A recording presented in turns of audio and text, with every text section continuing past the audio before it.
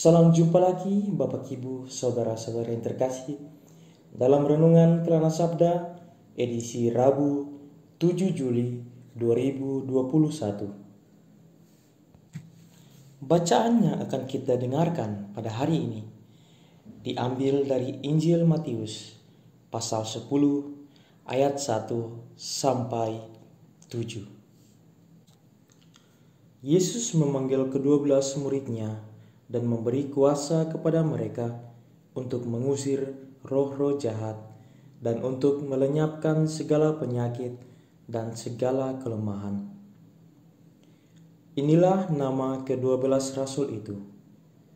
Pertama, Simon yang disebut Petrus, dan Andreas saudaranya, dan Yakobus anak Zebedius, dan Yohanes saudaranya, Filipus dan Bartolomeus, Thomas dan Matius pemungut cukai, Yakobus anak Alfeus dan Tadeus, Simon orang Zelot, dan Yudas Iskariot yang mengkhianati dia.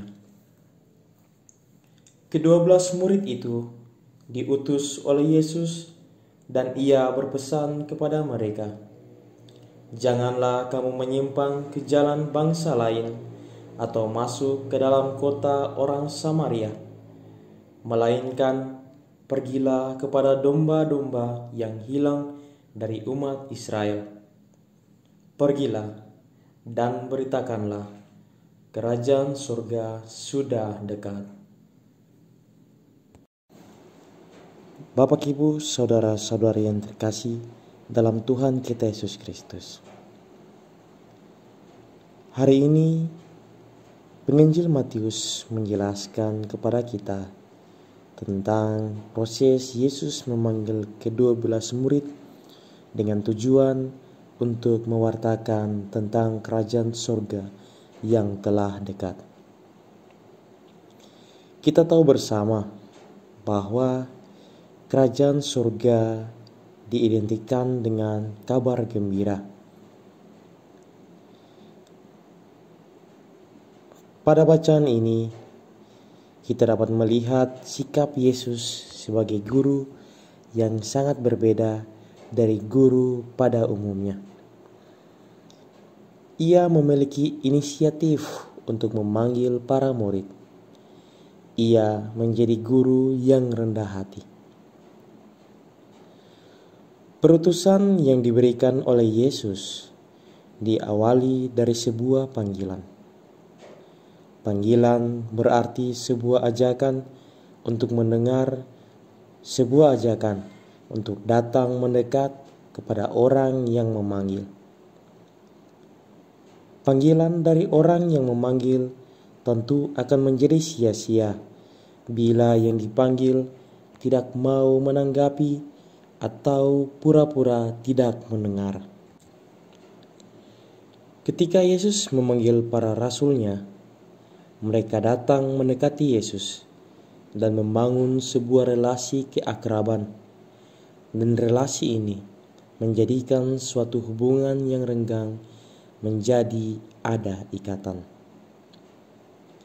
Mereka mengalami kegembiraan bersama Yesus karena dekat dengan Yesus dan akrab dengan Yesus. Bapak, Ibu, saudara-saudari yang terkasih, sebuah panggilan kadang begitu keras, menggema, tapi kadang juga panggilan itu terasa lembut berbisik. Pada titik ini dibutuhkan sebuah kepekaan untuk mendengar, bukan saja telinga yang peka, tapi juga hati yang peka. Setelah datang mendekat, bukan berarti bahwa hanya berdiam diri di dekat orang yang memanggil, namun pasti saja ada interaksi yang terjadi. Yesus mengutus para rasul-Nya untuk mewartakan kegembiraan itu, mewartakan kabar keselamatan itu, dan kegembiraan itu harus senantiasa ada dalam diri pewarta gembira.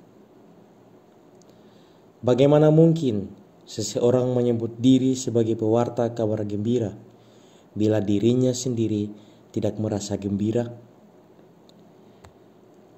Apa yang hendak diwartakannya nanti? Seorang pewarta kabar gembira harus gembira, dan yang diwartakan bukan kabar tentang diri sendiri, tetapi isi kabar gembira adalah kerajaan sorga sudah dekat. Mari mendekat pada Yesus, ambillah kerendahan hatinya dan kegembiraan yang berasal daripadanya. Dan marilah kita bersama-sama wartakan kegembiraan itu ke seluruh dunia. Tuhan memberkati kita semua.